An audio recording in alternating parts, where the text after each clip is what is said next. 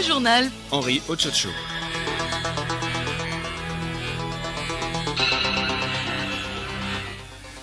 Mesdames, Mesdemoiselles, Messieurs, bonjour. Les titres de ce journal: des inspecteurs du travail venus de tout le Togo sont à l'école de la gouvernance du travail dans les très petites entreprises et petites et moyennes entreprises. Ils sont en atelier de formation depuis ce matin à Lomé.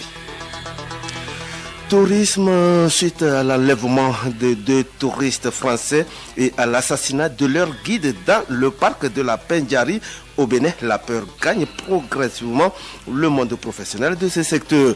Malgré tout, le gouvernement béninois continue de miser sur ce parc déclaré d'ailleurs en zone rouge par la France. Et puis Burkina Faso, la classe politique condamne unanimement l'attaque d'une église qui a fait 6 personnes tuées, dont un prêtre hier dimanche dans le nord du pays. L'opposition comme le pouvoir qui estime que l'ennemi veut diviser les Burkinabés pour mieux régner appelle la population au calme et à la retenue. radiolomé.tg. C'était là le titre, le développement. À présent, la première édition du Forum économique Togo-Union européenne se tiendra les 13 et 14 juin prochains à Lomé. Le programme a été dévoilé ce lundi. Il s'agit notamment de la signature d'un protocole d'accord avec la Banque africaine de développement BAD pour le financement du projet CISO. Le lancement de la Chambre de commerce et d'industrie UE Togo et la signature d'un partenariat entre la CCIT et les chambres de commerce et d'industrie européennes. Le forum sera une plateforme de rencontres et de réseautage pour des centaines de chefs d'entreprises togolais et des 28 pays de l'Union européenne, avec pour objectif de faciliter des entretiens ciblés et de développer des partenariats sur des projets bancables du PND. Améliorer la gouvernance du travail dans les très petites entreprises TPE et petites et moyennes entreprises PME, c'est le but d'un atelier ouvert ce matin à Lomé. Ils sont plus d'une vingtaine d'inspecteurs du travail venus du Togo à prendre part à cette formation à Bidé-Niazingwe. Cet atelier de 3 jours rentre dans le cadre du projet Gouvernance qui vise à aider les très petites entreprises TPE et petites et moyennes entreprises PME à prévenir les risques professionnels, à améliorer les conditions de travail et à faire respecter les principes et droits fondamentaux en milieu de travail. Pour réussir cette mission, plusieurs activités sont axées sur 2 à 3 secteurs, avec le BTP comme secteur phare. Différents modules vont meubler cet atelier. Le projet est financé par la France et mis en œuvre dans 5 pays cibles de l'Afrique, dont le Togo. Abidé Niazimbe, nous y reviendrons en éléments sonores dans nos prochaines éditions. Et puis une série de communiqués pour fermer cette page nationale. Le premier, c'est avec Bénédicte Kanda. Oui, il s'agit d'un communiqué émanant du ministre de la Sécurité et de la Protection civile. Dans la nuit du 11 au 12 mai 2019, des pirates à bord d'une pirogue ont abordé le navire tanker G Dona 1 battant pavillon togolais et tenté de le détourner de sa destination. Fort heureusement, grâce à la vigilance de la Marine nationale togolaise, cette attaque a été déjouée. En effet, la salle des opérations de la marine ayant observé un mouvement anormal du navire en cause qui était en mouillage dans les eaux territoriales togolaises a interrogé sans succès le bateau sur les raisons de cet appareillage. Après plusieurs sommations et suite à une réaction non concordante et à l'absence de confirmation de l'agence locale du navire, la salle a conclu qu'il s'agissait d'une attaque. Une équipe d'intervention à bord d'un Defender, une vedette rapide, appuyée d'un patrouilleur dépêché, ont réussi, après des tirs de sommation, à arraisonner le navire. 8 pirates, 6 de nationalité nigériane et 2 Togolais ont été interpellés et mis à la disposition de la gendarmerie nationale maritime pour la suite de l'enquête avant d'être présentés au procureur de la République à Lomé. Les 7 membres d'équipage du navire, un Béninois, Un Nigérian et 5 Ghanéens sont sains et saufs. Le navire en cause est dérouté au port autonome de Lomé. Les premiers éléments de l'enquête révèlent que la pirogue ayant servi à cette attaque a été louée sur le territoire togolais. Le ministre de la Sécurité et de la Protection civile adresse au nom du gouvernement ses vives félicitations aux forces de défense pour ce professionnalisme inouï. Il appelle en outre la population et plus particulièrement les professionnels de mer à plus de vigilance et de coopération avec les forces de défense et de sécurité en signalant tout mouvement suspect qu'ils auront constaté afin de préserver la paix et la sécurité dans nos eaux territoriales. Merci à toi, Bénédicte Kanda. La 6e séance plénière de la première session ordinaire de l'année s'ouvre demain mardi 14 mai 2019. À cet effet, la présidente de l'Assemblée nationale informe les honorables députés que cette session débute à 9h au siège du Parlement à Lomé. Et puis sur le communiqué de la CENI, le président de la Commission électorale nationale indépendante de CENI informe les agents techniques, les administrateurs de base de données et les opérateurs de saisie retenus pour la révision des listes électorales que les listes des affectations dans les différentes commissions électorales locales indépendantes CELI peuvent être consultées sur le site internet de la CENI à Togo 2000 et dans les sièges de CELI. Ils portent à la connaissance qu'ils sont priés de se présenter impérativement dans leur CELI d'affectation au plus tard le mardi 14 mai 2019 à 9h pour l'initialisation des kits en vue de leur déploiement dans les différents centres de révision et de vote CRV.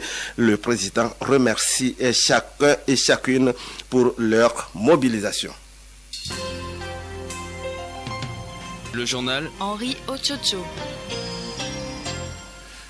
Actualité internationale à présent tourisme suite à l'enlèvement des 2 touristes français et à l'assassinat de leur guide dans le parc de Pendjari au Bénin. Les professionnels béninois du tourisme s'interrogent sur l'impact de cet événement, notamment sur leur activité. Le gouvernement, pour qui le tourisme est l'un des piliers de son programme économique, a repris la main tout de suite. Le directeur de l'agence du patrimoine et du tourisme est formel. Le parc de la Pendjari restera ouvert, et ce en dépit des craintes du personnel. Ce lundi, une réunion de sécurisation de la Pendjari doit se tenir à Cotonou en présence des autorités militaires. Il faut souligner l'annonce par la France du classement de la Pendjari en zone rouge a déclenché la colère des Béninois. 6 personnes, dont un prêtre, ont été tuées hier matin dans le nord du Burkina Faso. Des dizaines d'assaillants ont attaqué l'église catholique de Dablo en pleine messe. Le gouvernement et l'opposition condamnent unanimement cet acte odieux. Bénédicte Kanda. Effectivement, cette attaque a été unanimement condamnée par les autorités, à commencer par le chef de l'État. Pour le président Roch Marc Christian Kaboré, elle est inacceptable, a-t-il écrit. Le gouvernement a qualifié cet acte d'ignoble, mais il invite les populations au calme et à la retenue. Il salue d'ailleurs l'esprit de solidarité et la tolérance interreligieuse qui a toujours été prônée par les différents responsables religieux du pays. Zéphirin Diabré, le président de l'Union pour le progrès, le changement et l'actuel chef de file de l'opposition, souligne également que la nouvelle tactique des terroristes consiste à diviser les Burkinabés, à les opposer pour mieux les combattre. Il demande donc à ses compatriotes d'éviter ce piège en travaillant à renforcer la tolérance et la solidarité agissantes qui ont toujours caractérisé les relations entre toutes les confessions religieuses du pays. Ce n'est pas la première fois qu'une communauté religieuse ou un lieu de culte fait l'objet d'une attaque au Burkina Faso. Il y a quelques jours, des individus armés non identifiés ont attaqué l'église protestante de Silgadi, tuant 4 fidèles et le pasteur principal. En Afrique du Sud, l'ANC et le président Cyril Ramaphosa ont célébré hier leur victoire dans les rues de Johannesburg. Hier dimanche, le parti au pouvoir depuis 1994 remporte le scrutin avec 57,5% des voix au niveau national. Devant une foule de militants au pied de la Lutuli House, le siège du parti, le président a remercié les électeurs qui lui ont fait confiance. Mais il s'est dit conscient de la perte de vitesse du parti qui passe pour la première fois sous la barre des 60% lors d'une élection générale. Et il a à plusieurs reprises affiché sa volonté d'écrire une nouvelle page avec l'ANC. Écoutez Radio Lomé sur le web sur le www.radiolomé.tg. Chronique juridique dans le magazine de la chronique juridique de ce lundi, nous allons à la découverte du rôle de l'inspecteur du travail et des lois sociales. Quand peut-on le saisir? Élément de réponse avec Hélène Assabi. L'inspecteur du travail et des lois sociales a des missions très attendues. Il contrôle essentiellement l'application de la réglementation du travail dans tous ses aspects, qu'il s'agisse du contrat du travail, de l'hygiène, de la sécurité et du bon fonctionnement des institutions représentatives du personnel. On peut également le saisir lorsque l'employeur ne respecte pas les réglementations en matière de salaire, d'inégalité homme-femme et en cas de non-respect des horaires de travail. Joseph Koussoudi, juriste, inspecteur du travail. L'inspecteur du travail est appelé à régler des conflits, que ce soit des conflits individuels, c'est-à-dire entre un employeur et son travailleur, ou un conflit collectif entre un employeur et plusieurs travailleurs, ou bien plusieurs employeurs et plusieurs travailleurs. En dehors de ce cadre, il intervient également pour donner des conseils aux partenaires sociaux.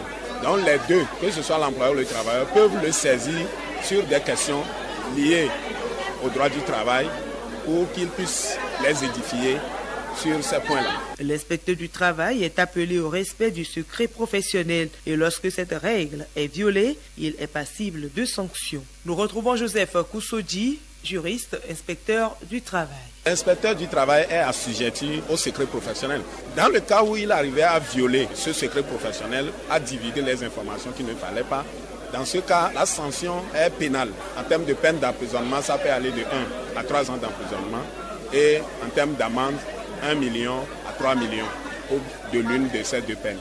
Les inspecteurs du travail disposent de garanties d'indépendance dans l'exercice de leur mission et n'ont pas l'obligation de prévenir à l'avance de leur arrivée.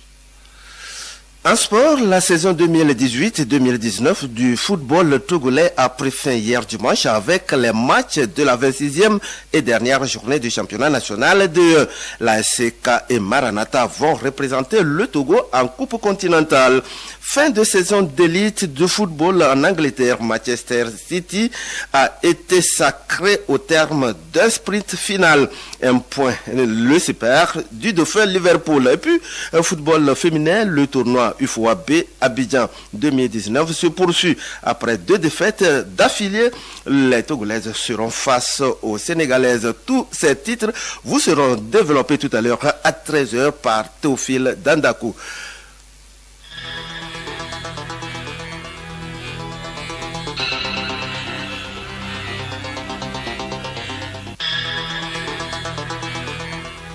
Alors, nous disons merci à Dakevi Nevame qui a assuré la mise en onde de cette édition.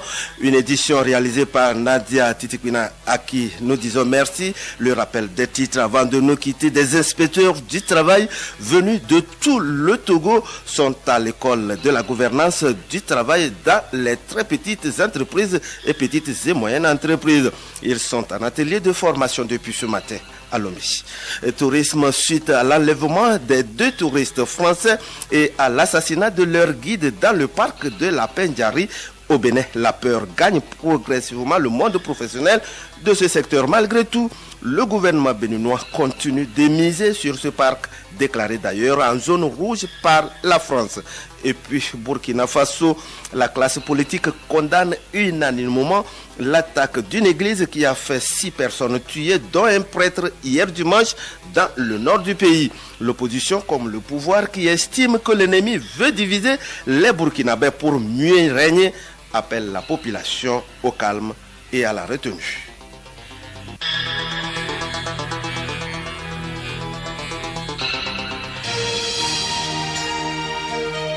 Radio Lomé, boîte postale 434, Email radiolomé@radiolomé.tg. Radiolomé.tg